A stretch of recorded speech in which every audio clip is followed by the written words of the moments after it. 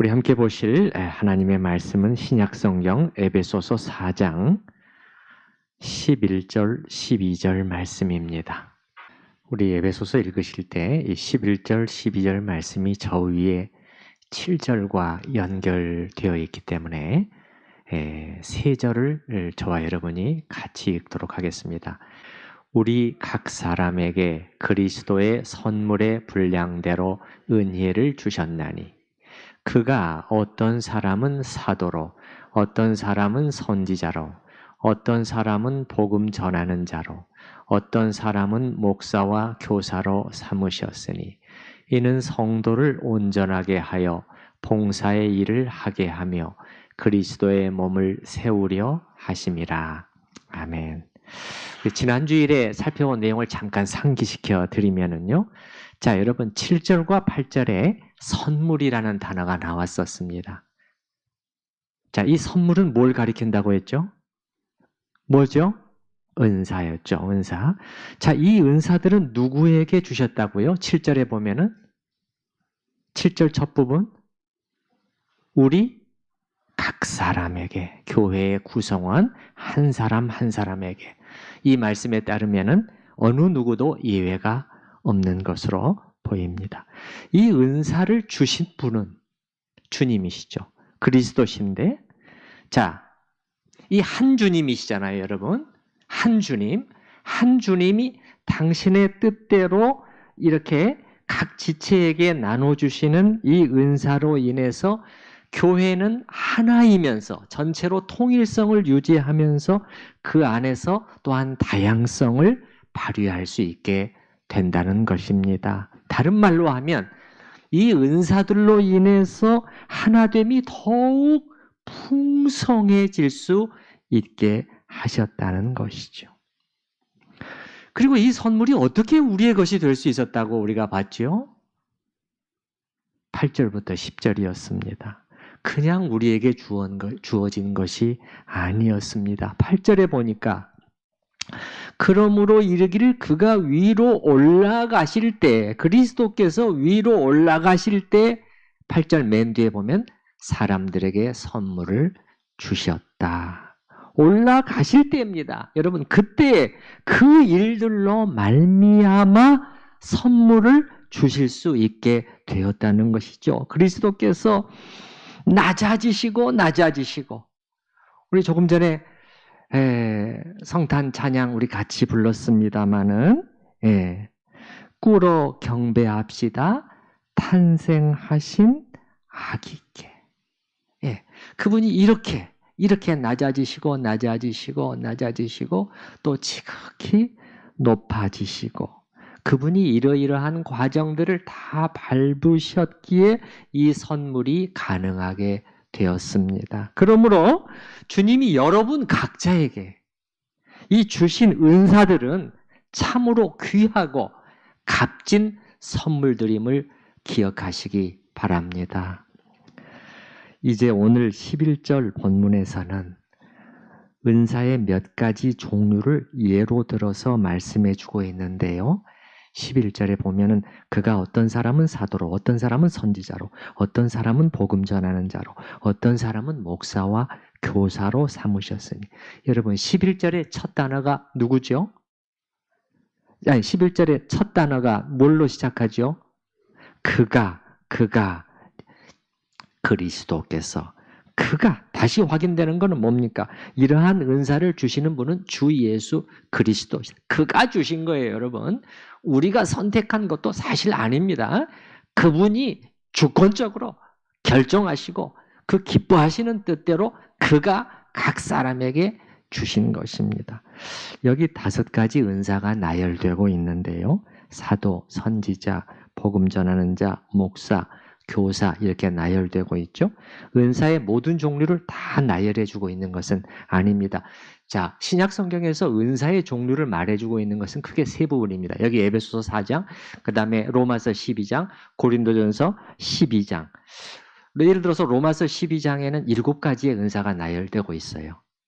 예언의 은사, 섬기는 은사, 가르치는 은사, 위로하는 은사, 구제하는 은사, 다스리는 은사, 긍휼을 베푸는 은사. 방금 에베소서 4장과 두 가지가 겹치고 있죠. 뭐죠? 예언의 은사, 선지자죠. 가르치는 은사, 교사죠. 성경의 세 군데에 나오는 이 은사의 종류들을 다 합하면 한 20개 정도 되는데요. 근데 이것도 전부 다 꼭 은사의 모든 종류가 다 나온 것이다. 그렇게 보기는 어려운 것 같습니다. 다시 말해 성경에 나오지 않는 은사의 다른 종류들도 있을 수 있다고 봅니다. 자, 여기 나열된 5가지, 11절에 나열된 5가지의 은사는 잘 보면은 그 성격이 어떤 공통점이 있습니다. 어떤 식으로든 가르침과 연관되어 있는 일종의 지도자적 은사들이라고 할 수 있겠습니다. 자, 여기서 우리에게 생길 수 있는 한 가지 질문은 뭐냐면은, 이게 11절에 나와 있는 이런 것들이 은사 맞나요? 직분 아닌가요? 자, 사도, 선지자, 복음 전하는 자, 목사, 교사, 이런 건 은사라기보다는 하나의 직분이 아닌가요? 이런 질문이 들 수가 있겠는데, 이에 대한 대답은 은사와 직분은 뭐죠? 그 사람이 교회에서 맡은 직책이죠. 늘 긴밀히 연결되어 있다는 거죠. 왜 그렇죠? 교회는 어떤 사람을 그 직분으로 세우는 거죠? 옛날에 초대교회 당시에 생각을 해보면은 하나님께서 저 사람에게 이 은사를 주셨구나 하는 것이 교회의 모든 이 구성원들에 의해서 확인이 될 때 그 직분을, 그 직책을, 그 자리를 그에게 맡겨서 그 일을 감당하게 하는 거죠. 예를 들어서 예언의 은사가 있는 사람들에게는 선지자의 일을 하게 하고, 전도의 은사를 받은 사람들은 복음 전하는 자의 직분으로, 전도자의 직분으로, 목양의 은사가 있는 사람은 목사로, 가르치는 은사가 있는 사람은 교사로 이렇게 세웁니다. 주일학교 교사뿐만 아니라 이 교사라는 것은 장년 교사를 특히 이제 많이 염두에 두는 그러한 교사입니다. 그래서 이 두 가지 은사와 직분은 늘 함께 가는 것이다. 그래서 이렇게 개념이 여러분이 좀 이상하게 생각하지 마시기 바랍니다. 자, 여기 나열된 5개의 은사 내지 직분들은 어떻습니까? 하나님께서 초대교회의 어떤 필요에 의해서 한시적으로 그때 주셨다가 거두어 가신 은사들인가? 아니면은 지금도 계속해서 당신의 교회 안에 주고 계시는 그러한 은사들인가? 자, 이 문제에 대해서는 학자들 간의 의견이 통일되어 있는 것은 아니지만 한번 5가지를 잠깐 보시면요. 맨 앞쪽에 2가지 있잖아요. 맨 앞쪽에 2가지 뭐와 뭐죠? 사도와 선지자. 이건 한시적으로 보통 봅니다. 맨 뒤에 2가지는 뭐죠? 목사와 교사. 이거는 계속적인 은사로 봅니다. 가운데는 뭐죠? 복음 전하는 자. 이건 좀 불확실합니다. 좀 하나씩 설명을 드릴게요. 자, 먼저 사도. 누가 사도였는가? 이 부분은 그렇게 어렵지 않죠. 사도 바울 같은 경우는 자신이 그리스도의 사도로 특별한 부르심을 받았다는 것을 여러 번 말하는 것을 우리가 기억하고 있잖아요. 사도라는 이 은사, 직분은 지극히 일부의 제한된 사람들에게만 주어진 그러한 직분이요 은사였다는 것은 확실해요. 우리가 조금 머릿속에 떠올려 보더라도, 자, 12제자, 그 다음에 사도 바울, 그 다음에 누가 언급이 되냐면은 예수님의 동생 야고보예요. 예수님의 동생 야고보. 그러니까 야고보와 요한 할 때 그 요한의 형제 야고보도 12제자로서 사도지만 그 야고보서를 쓴 예수님의 친동생이에요. 그 야고보가 사도로 불리죠. 그 외에 더한다고 해도 1-2명 정도. 요 정도입니다. 이게 전부입니다. 이게 전부예요. 오늘날 소위 신사도 운동을 하거나 그 영향을 받은 단체나 교회에서 자기들이 사도다 혹은 각 나라들마다 이렇게 사도를 세운다 이런 말을 하지만은 매우 경계해야 됩니다. 자신들의 권위를 신약의 사도들처럼 높이려는 의도가 있지 않나 저희가 충분히 의심이 됩니다. 2번째는 선지자인데요. 자, 앞에 사도들은 굉장히 선명했잖아요. 굉장히 제한된 특별한 인원, 우리가 그 이름들까지도 알고 있는. 근데 선지자 문제는 간단하지는 않아요. 선지자의 의미는 뭘까요? 신약의 선지자입니다. 구약의 선지자가 아니라 신약의 선지자, 예언자라고도 불리죠. 신약의 선지자는 하나님에게서 오는 새로운 계시의 수령자들이에요. 새로운 계시의 수령자. 다른 말로 하면 하나님께서 그에게 진리를 알려준 진리의 계시를 받은 사람들이에요. 이렇게 이제 신약의 선지자는 물론 이럴 경우도 있었어요. 이런 역할을 하는 경우도 있었어요. 어떤 앞으로 일어날 어떤 일에 대해서 미리 알려주는 그러한 경우도 있었지만 신약의 선지자들, 예언자들이 했던 대부분의 역할은 뭐였냐면 하나님으로부터 오는 어떤 진리 있잖아요. 예수님에 관한 진리, 구원에 관한 진리, 복음에 관한 진리 이런 것들을 직접적으로 하나님으로부터 받아서 전달하는 사람들에게 전달해서 깨우치고 그러한 역할을 했단 말이죠. 그러니까 아직 신약 성경이 완성되기 전에 필요했던 은사로 보인다는 것입니다. 여러분 한번 우리 가정해 보십시다. 우리한테 신약 성경이 없는 거예요. 우리한테 구약 성경만 있는 거예요. 만약에 그렇다면 우리가 알고 있는 이 중요한 진리들이 있잖아요. 예수님이 누구신가? 하나님이신가? 사람이신가? 복음에 대해서, 구원에 대해서, 성령에 대해서, 삼위일체에 대해서, 교회, 부활, 재림, 종말 이러한 중요한 진리들에 대해서 우리가 구약만 가지고 선명히 알 수 있을까요? 선명히 알 수 있을까요? 예, 굉장히 어렵죠. 굉장히 어렵단 말이에요. 근데 초대교회 신자들의 상태가 이 상태였단 말이죠. 구약 성경만 가지고 있었어요. 그래서 이런 상황 속에서 하나님께서 선지자의 은사를 일부 신자들에게 주어서 중요한 진리들을 바로 이 복음에 관한 중요한 진리들을 바로 받아서 전달하도록 했던 이 한시적으로 필요했던 은사로 보는 것이 가장 무난하겠습니다. 그리고 우리는 앞에서 2장 20절에서 봤잖아요. 뭘 봤죠? 사도들과 선지자를 어떻게 불렀죠? 교회의 터라고 불렀습니다. 교회의 기초라고 불렀단 말이에요. 교회의 기초가 계속해서 새롭게 생겨날 수는 없는 거죠. 2000년 동안에 교회의 기초가 계속해서 생겨날 수는 없는 거잖아요. 그런 의미에서도 선지자는 이제 한시적인 은사였다고 보이는데, 그러나 제가 아까 말씀드린 건 아니죠. 이 선지자의 은사의 문제는, 예언자의 은사에 관한 문제는 간단치는 않아요. 아주 선명하게 풀어지는 답이 나오지는 않습니다. 그렇기 때문에 너무 우리가 단정적으로 얘기하는 것은 조심해야 되겠습니다. 자, 세 번째는 복음 전하는 자입니다. 성경에서 다른 곳에서는요, 전도자라고도 불러요. 똑같은 말입니다. 우리말로 다르게 번역이 되어 있지, 원어에서는 똑같은 말이에요. 복음 전하는 자, 전도자 똑같아요. 쉽게 말해서 전도의 은사를 가진 자라고 할 수 있겠는데, 자, 그러면은 복음 전도의 은사, 우리 모든 그리스도인들이 다 복음을 전하도록 부르심을 받은 거 아닌가요? 맞죠? 맞아요. 그런데 이걸 은사로 어떤 사람들에게 주님께서 특별히 주셨단 말이에요. 이걸 통해서 우리가 알 수 있는 것도 뭐죠? 이들은 전도와 관련된 어떤 특별한 역량을 은사로 부여받은 사람들이라는 것을 알 수 있겠어요. 그런데 그 다음 질문은 이 은사를 가진 사람들이 지금도 있느냐는 거예요. 여기에 대해서는 의견이 엇갈립니다. 있다, 아니면 없다. 그런데 신약 성경에 보게 되면은 이 전도자라는, 복음 전하는 자라는 언급이 나오는 경우가 딱 3번밖에 없어요. 3번밖에. 예. 사도행전에 전도자 빌립이 나와요. 복음 전하는 자 빌립이죠. 그 다음에 디모데예요.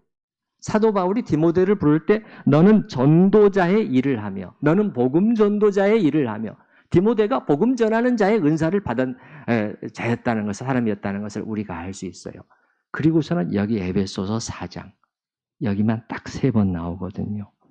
이 은사가 여전히 지금도 교회 안에 있는가 하는 질문에 대해서 생각해 보면은, 물론 오늘날에도 이런 사람들은 있죠. 하나님께로부터 전도와 관련된 특별한 부르심, 어떤 소명 같은 것을 받아서 이 분야에서 훌륭한 사역을 감당해내고 또 그 열매도 있는 그런 사람들은 여전히 오늘날에도 있는 것은 사실이에요. 그렇지만 이런 사람들이 신약 성경에서 여기서 말하는 요 복음 전하는 그 전도의 은사를 받은 바로 그 사람들인가 하는 문제에 대해서는 확실치가 않습니다. 예. 왜냐하면 이 은사의 특수성이 있어요. 어떤 권위 있는 목회자의 설명에 따르면은 이들은 단지 전도를 잘하고 전도의 능력이 나타나고 그 정도가 아니라 사도들과 밀접한 관계가 있었던 매우 특별한 사람들로 보인다는 것이에요. 그러니까 사도들과 함께 다니면서 일종의 순회 사역자들, 사도들도 순회 사역자들이잖아요. 한 곳에 머물러 있는 게 아니라 순회 사역자들로서 성령의 기름 부음과 권위와 능력을 가지고 복음을 소개할 수가 있었고, 이를 통해서 사도들의 사역을 이 복음 전하는 자들이 보완하고 더 확장시키고, 그래서 사도들의 사역이 견고히 세워질 수 있게 같이 기여했던 어떤 특별한 사람들로 보인다는 것입니다. 왜 그렇죠? 교회가 처음 태동될 때는 너무나 어려움들이 많았잖아요. 복음에 대한 저항도 컸고, 그래서 이런 모든 난관과 방해 요소를 뚫고 복음이 확산되고 교회가 견고히 여기저기 세워져야 하는 상황이었기 때문에 이런 은사자들이 특별히 필요했다는 것이지요. 여기 세 번째, 복음 전하는 자를 이런 의미로 이해한다면 이 은사를 받은 사람들은 초대교회 이후에는 사라졌다고 볼 수도 있겠습니다. 그러나 여전히 이 부분에 대해서는 두 가지의 의견이 같이 있다는 것을 말씀을 드립니다. 마지막으로는 목사와 교사죠. 이 은사에 대해서는 확실해요. 여기에 대해서는 이견이 없어요. 이건 확실하게 영속적인 은사다. 이거는 하나님께서 지금도 교회를 세우기 위해서 계속적으로 부어주시고 있는, 사람들을 보내주시고 있는 은사라는 거죠. 이 두 가지 은사 내지 직분에 대해서는 함께 다루도록 하겠어요. 자, 먼저 교사부터 먼저 생각해 보겠습니다. 교사. 예. 이 교사는 그 의미가 분명해요. 가르치는 자입니다. 가르치는 자. 가르치는 은사를 가지고 가르치는 일을, 예, 말씀을, 진리를, 교리를 가르치는 일을 하는 지도자들을 가리키는 것이죠. 이거는 뭐 많이 얘기할 필요도 없겠습니다. 다음으로 앞쪽에 이제 목사는 뭐죠? 목사. 이거는 단어상으로는 양을 치는 목동, 목자라는 단어입니다.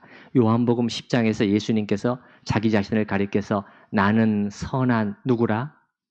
목자라. 똑같은 단어예요. 여기서 목사, 어떤 사람은 목자로죠. 목자로.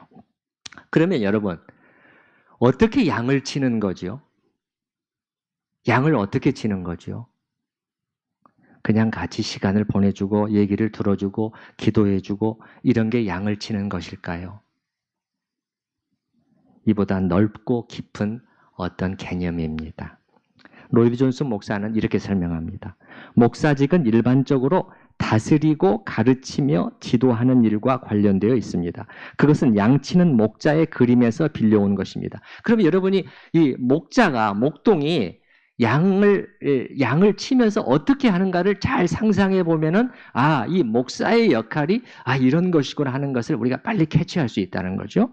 자, 목자는 그의 양떼를 치고 질서를 유지시켜주며 양들이 어디로 갈 것인가, 어디서 꼴을 먹을 것인가를 결정해서 인도하고 다시 양 우리로 데려오며 그들의 안전을 보살피고 적들의 공격으로부터 보호해주는 일을 합니다. 이건 큰 직분입니다. 그런데 불행하게도 오늘날에는 그 품격이 떨어진 용어가 되어버렸습니다. 목사는 영혼들을 책임 맡은 자입니다.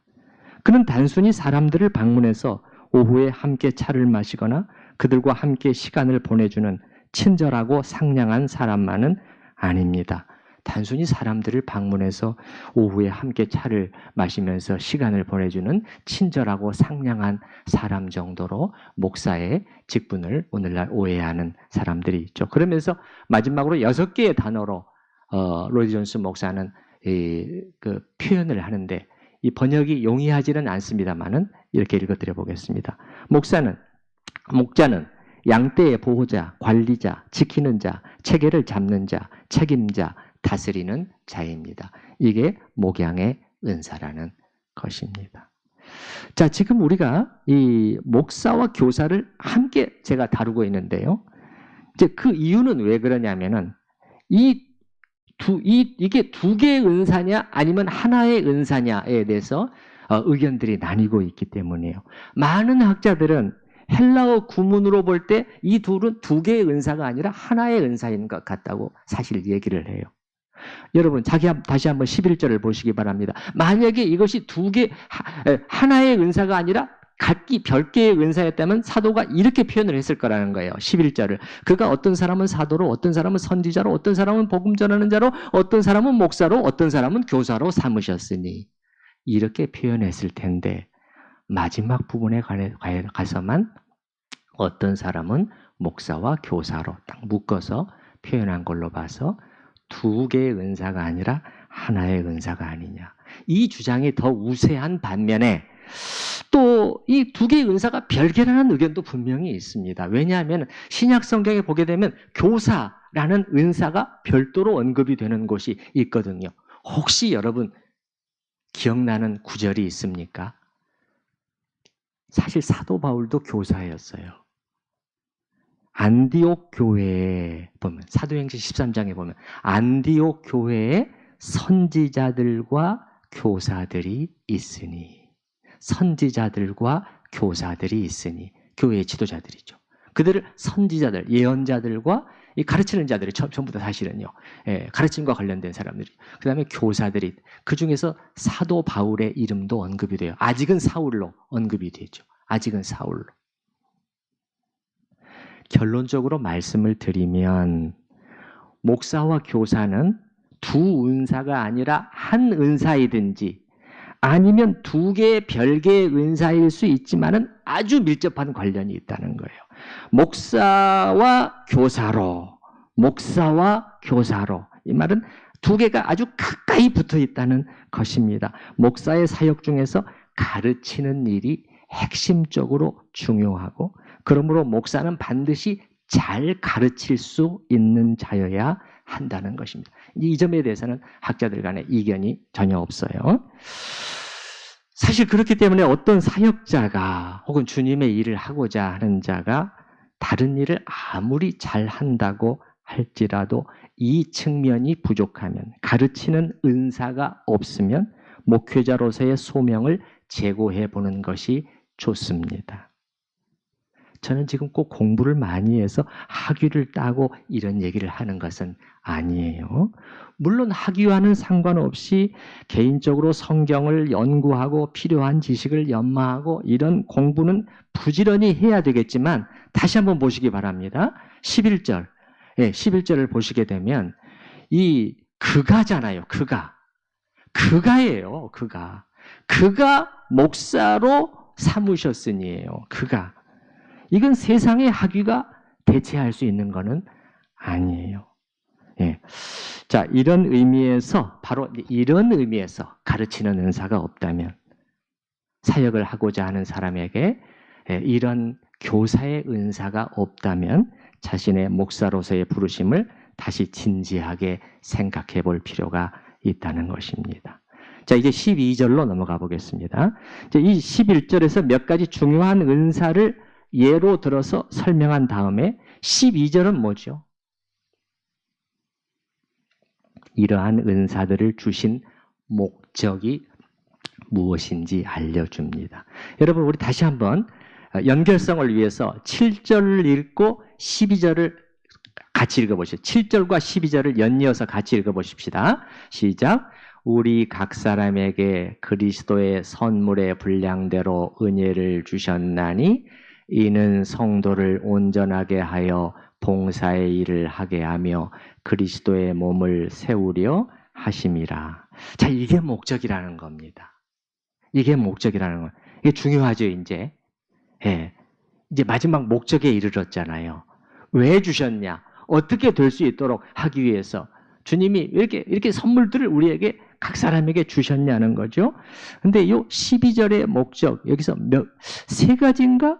자, 여기 보면 이는 성도를 첫 번째 온전하게 하는 것이다. 두 번째 봉사의 일을 하게 하는 것이다. 세 번째 그리스도의 몸을 세우는 것이다. 이게 세 가지인가? 이것보다는 앞에 두 가지를 함께 묶는 게 좋을 것 같습니다. 그러면 어떻게 되죠?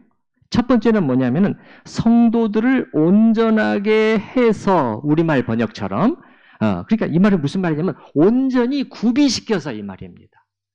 성도들을 온전하게 잘 세워서 잘 준비시켜서 잘 무장시켜서 그 말입니다. 잘 이렇게 해서 그 다음에 뭐죠? 봉사의 일을 성도들이 하도록 하는 것. 이게 첫 번째, 이게 주님의 은사를 주신 목적이고요. 두 번째는 그래서 그리스도의 몸을 세우게 하려는 것이라는 것입니다. 그런데 여러분 여기서요. 12절에서 봉사의 일이 나오잖아요. 우리 따라서 해보십시다. 봉사의 일. 이 봉사라는 단어가요. 사역이라는 단어예요. 사실은요. 사역. 영어로 보면 미니스트리라고 하거든요. 미니스트리. 우리가 미니스트리. 목회자가 하는 일을 미니스트리라고 해요. 이게 그 단어입니다. 이게 그 단어예요. 그러니까 봉사의 일을 하게 하며 이 말은 사역의 일을 하게 하며 이 말입니다. 사역의 일을 하게. 그 은사를 주신 첫 번째 목적은 뭐냐면 이 은사들을 통해서 신자들을 잘 준비시켜서 사역들을 감당케 하는 것이라는 것이에요. 이를 통해서 여러분 다시 좀 우리가 개념을 다시 좀 정확히 성경에 따라서 정립할 필요가 있겠습니다. 지금까지 그냥 고정관념들을 다 좀 이렇게 잠깐 내려놓고 신약에서의 봉사, 이 사역의 개념은 모든 신자들이에요. 모든 신자들. 여기 다시 한번 보셔요, 여러분. 이 사역을 누가 하게 돼 있냐면은 12절에 이는 성도를 이렇게 했잖아요. 성도를. 복수입니다. 복수. 성도들을, 성도들을. 모든 성도들을 사역하게 하는 거라는 거예요. 사역하게 하는 거. 요걸 하니까요. 그게 은사를 주신 목적이라는 거예요. 목사만, 교육자들만 사역하는 그런 그림이 아니에요. 아니에요. 아니에요. 그래서 이런 의미에서 존 스토트 박사는요. 오늘날에는 지금 많이 이 신약의 그림과 많이 달라져 있다는 거예요. 마치 버스와 같은 인상을 준다는 거예요. 버스를 하면 그 큰 버스에 수많은 사람들이 수십 명이 타고 있지만은 목사 혼자서 앞에서 운전하고 있는 거예요. 목사 혼자서 모든 일. 그리고 회중은 그분의 표현을 그대로 읽어드려 보면은 그 뒤에 평안히 앉아 안전하게 꾸벅꾸벅 졸고 있는 승객과도 같은 그런 모양이 되어버렸다. 이게 성경의 그림이 아니라는 거예요. 승객들은 아주 평안하죠. 앞에서 잘해주니까요. 버스 운전기사가 아주 믿을 만한 사람이면 다 잘 수 있잖아요. 그냥 잘해주세요. 우리는 여기서 그냥 졸고 있을게요. 아무 일도 안 하고. 근데 이런 그림이 아니라는 것이죠. 그러면 교회는 결코 건강하지 못하게 돼요. 겉으로는 잘 굴러가는 것처럼 보일지 모르지만 건강하지 못하고 온전히 세워지기도 어렵다는 것입니다. 성경의 그림은 그게 아니라 지도자들, 일부, 한두 명, 목사, 교역자 이런 사람들이 막 혼자서 그냥 일부가 모든 일을 다 감당하고 나머지 사람들은 그냥 수동적으로 따라오는 것이 아니라 여기 보세요, 여러분. 성도들을 온전히 구비시켜서 이 은사들을 가지고 구비시켜서 사역을 그들이 감당할 수 있도록 이게 이 성경적인 그림이라는 거예요. 그래서 제가 부임한 이후에도 목회의 방향 중 하나로 우리 성도님들께 말씀드렸지만은 평신도 사역자들, 리더들을 키우는 것이라고 말씀드렸잖아요. 그래서 조금씩이라도 그 방향으로 나아갈 수 있도록 노력을 해오고 있습니다. 구역장뿐만 아니라 교구장들까지도. 많은 교회들 편하게 간다고 그랬죠. 편하게. 담임 목사는 편하다고 그랬어요. 부목사들 딱 뽑아가지고 세우면은 부목사들한테 보고받고 그 관리하게 하고 그러면은 편하죠. 근데 그게 아니라 우리 장로님들을 교구장으로 세워서 구역장들을 또 돕도록 그렇게 하고 성경 공부 나눔 조장도 세우고 또 금요기도의 인도를 교역자뿐만 아니라 우리 중직자 중에서도 또 맞도록 그렇게 한번 세워보고, 예. 그리고 또 이분들 그냥 워크샵이나 이런 걸 통해서 같이 또 교육도 하고, 예. 청년부 교육자도 평신도 가운데 세우고, 물론 절대 아무나 세우지는 않죠. 또 주일학교 교육자가 여름 휴가를 간다 했을 때도 그 주일의 예배를 한번 그 해당 부서의 그 선생님들 중에서 한번 설교를 해봐라. 자꾸 그 자리에 서보도록 하는 거죠. 서보는 거하고 안 서보는 것은 너무나 다르거든요. 예. 서서 한번 또 한번 말씀을 증거하도록 해보고. 예. 그래서 어떤 분은 이런 의견을 또 말씀하신 분들도 있어요. 교회에서 교육자들 바뀔 때마다 참 어려움이 적지가 않은데 우리 평신도들 중에서 잘 발굴하고 훈련시켜서 그냥 유치부나 초등부 교육자도 감당할 수 있게 하면 안 됩니까? 저의 대답은 그렇게 될 수만 있다면 참 좋겠지요. 매우 성숙한 교회죠. 그런 교회는. 그러나 이렇게 된다고 해서 교육자가 필요 없어지는 것은 아니에요. 평신도들을 교육하고 잘 가르쳐서 사역을 감당할 수 있도록 세우는 일을 위해서 교육자가 필요한 것입니다. 그러니까 교육자는 오히려 또 본연의 일에 집중할 수 있게 되는 것이에요. 여러분, 에베소서의 중요한 한 가지 주제가 뭐라고 그랬죠? 교회라고 말씀드려요. 교회론이라고 말씀드렸잖아요. 교회예요. 그러니까 우리는 지금 뭘 보고 있는 거죠? 성경적인 교회는 어떤 모습인가 하는 점을 말씀을 통해서 살펴보고 있는 것입니다.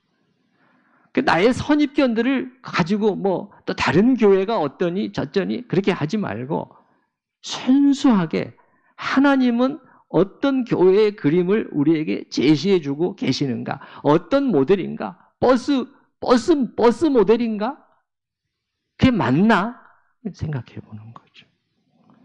이러한 성경적인 모델을 향해서 우리 교회도 한꺼번에는 되지 않는다고 할지라도 조금씩 그쪽으로 나아가고 이 일들을 위해 마음들을 합해 주셨으면 좋겠어요.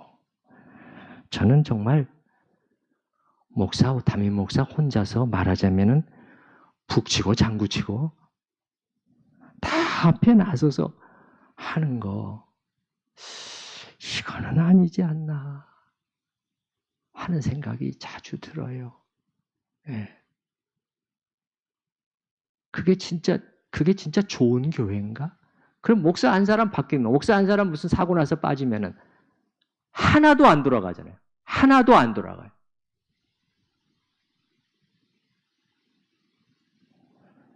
그래서 사실 될 수 있으면은 제가 앞에 나서지 않을 수 있으면 더 좋아요. 그렇게만 될 수 있다면.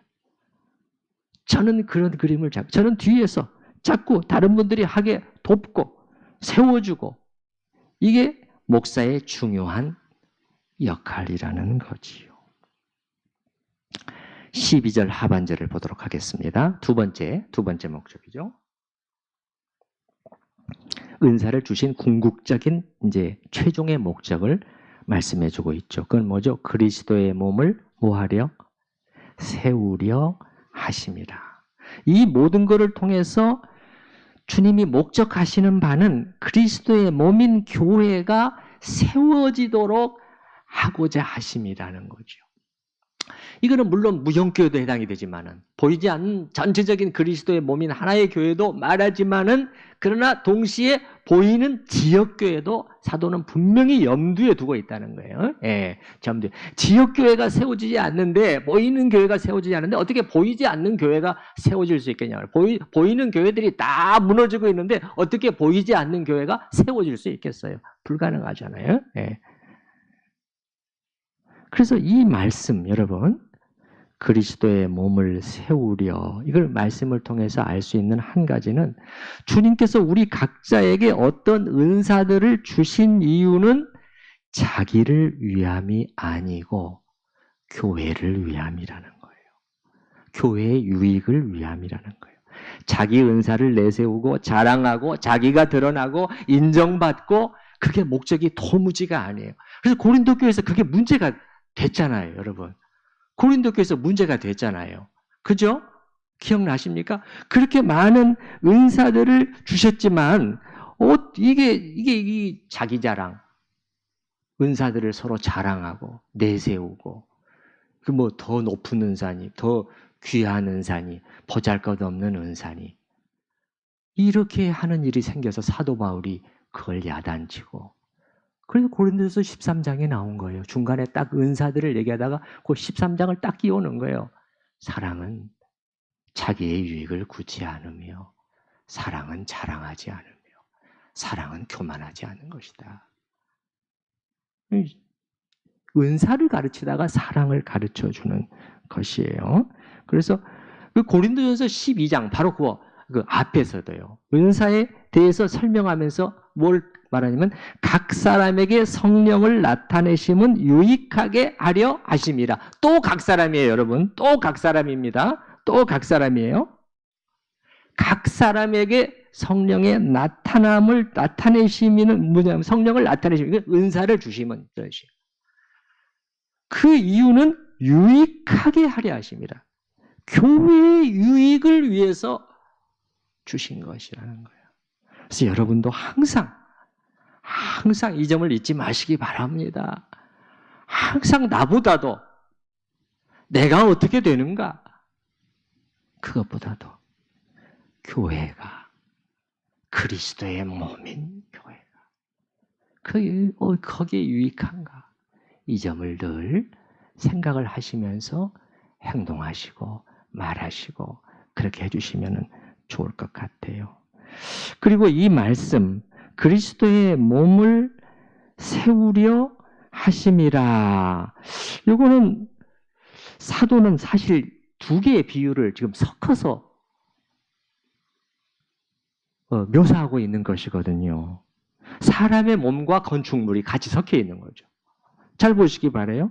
몸은 자라는 거죠. 몸은 자라는 거잖아요. 몸은 세워지는 게 아니에요. 몸은 자라는 거죠. 근데 세우려 하심이라 이건 건물이 세워지는 이미지란 말이에요. 건물이 세워지는 이미지. 어찌됐든 그리스도의 몸, 이 교회가 세워지게 이 건축물을 염두에 두면서 우리가 알 수 있는 것은 이 건물은 아직 완성되지 않았다는 거예요. 세워지고 있다는 거예요. 지금 완성되어 가고 있는 과정 속에 있다는 것이에요. 그럼 어떻게 완성이 되어 가는 거죠? 여러분의 섬김을 통해서예요. 여러분의 섬김을 통해서 여러분이 가진 은사를 가지고 여러분의 섬김을 통해서 이 교회가 점점 세워져 가고 완성되어 가고 있는 것입니다. 여러분 이 점 아시겠어요? 이게 여러분이 지금 사용되고 있는 거라니까요. 얼마나 귀한 일입니까? 얼마나 귀한 일이에요. 그리스도의 몸이 다른 것도 아니고 그리스도의 몸이 세워지는데 여러분이 사용되고 있는 것이라는 거예요. 그리고 사도가 의미하는 것은 뭐냐면은 어떻게 돼? 어떻게 세워지냐? 그냥 교회의 모든 구성원들이 일부 지체들만이 그냥 막 이 일도 맡고 저 일도 하다가 막 지치고 그게 아니라 교회의 모든 구성원들이 능동적으로 주님이 자신에게 주신 은사들을 발휘하고 잘 사용해서 섬길 때 이 몸은 세워지게 되어 있다는 것이에요. 여러분, 제가 초두에 말씀드렸잖아요. 이 은사들이 여러분에게 주어진 이 은사들이 그냥 온 것이 아니라니까요. 값지고 귀한 선물이란 말이에요. 주님께서 우리처럼 되셔서 우리 사람들에게 은사를 주시기 위해서 먼저 우리처럼 되어버리셨잖아요. 우리처럼. 그게 얼마나 낮아지심 속에서 어떤 일을 통해서 여러분에게 지금 이 은사들이 주어졌느냐 말이에요. 예. 마태복음 25장에 여러분 달란트 비유 기억하시죠? 1달란트, 3달란트, 5달란트. 1달란트 받은 사람, 1달란트 받은 사람, 그냥 땅속에 묻어두었다, 가져왔단 말이에요. 그 핑계는 그럴듯했어요. 아주 읽어보면은요. 주인님, 제가 이러이러한 이유로 땅속에 잘 묻어서 간직해 두었다가 이렇게 가져왔습니다. 그러나 그가 주인이 준 달란트를 전혀 사용하지 않았다는 것 사실은 어떤 변명으로도 답이 될 수가 없는 그런 것이었어요. 주인의 답은 악하고 게으른 종아. 악하고 게으른 종아. 이 반대는 뭐냐면, 반대는 착하고 충성스러운 종이라고 말씀하셨어요. 그러면서 네가 적은 일에 충성하였구나. 내가 많은 것으로 너에게 이제 맡겨주겠다. 네가 적은 것, 그 교회 안에서 그 보잘것없는 그 작은 것, 다른 사람보다 은사가 뛰어날지 못할지도 모르지만, 그래 그것을 가지고 너는 적은 것에 충성했구나. 착하고 충성된 종이죠. 여러분, 여러분에게 주신 이 하나하나의 은사들을 가벼이 여기지 마시고 그리스도의 몸이 세워지고 완성되는데 드려질 수 있기를 바랍니다. 우리 함께 들으신 말씀을 생각을 하며 기도하는 시간을 갖도록 하겠습니다.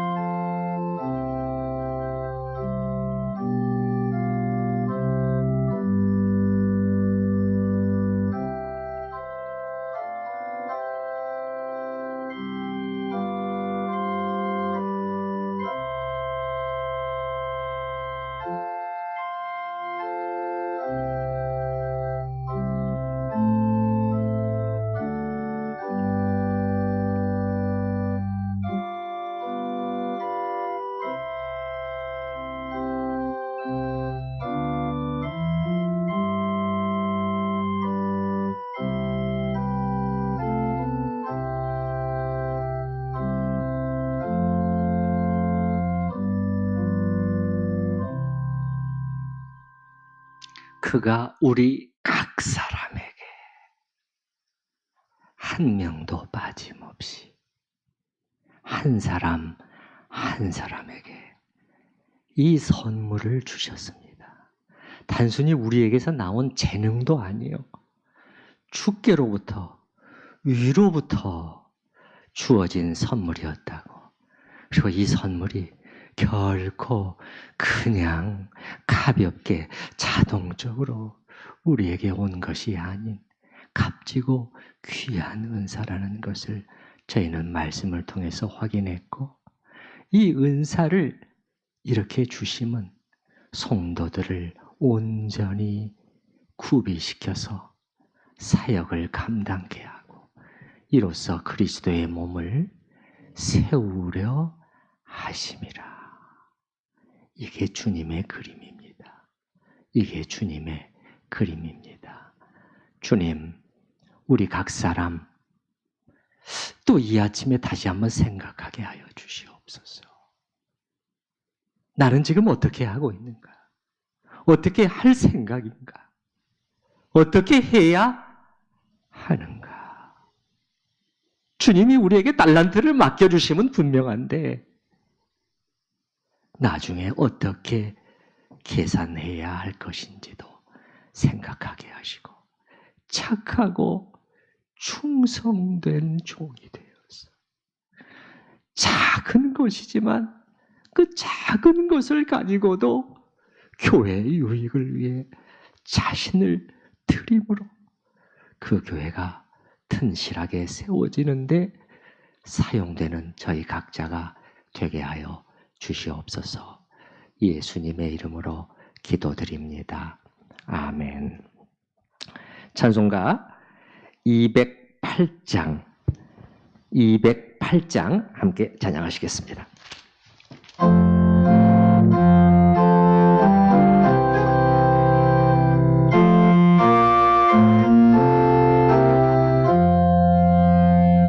내 주의 나라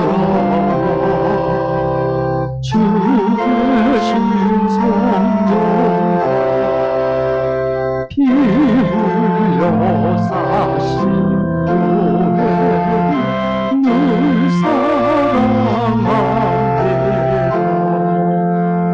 내 주의 교회는 천성과 같았으 눈동자같이 아기서 늘 보시네. 이 교회 위하여 눈물과 기도 내 생명 다하기까지 늘 봉사하리. 성도의 교제 교회의 위로 구주와 맺은 언약을 늘 기뻐합니다. 하늘의 영광과 베푸시는 예가 진리와 함께 영원히 시오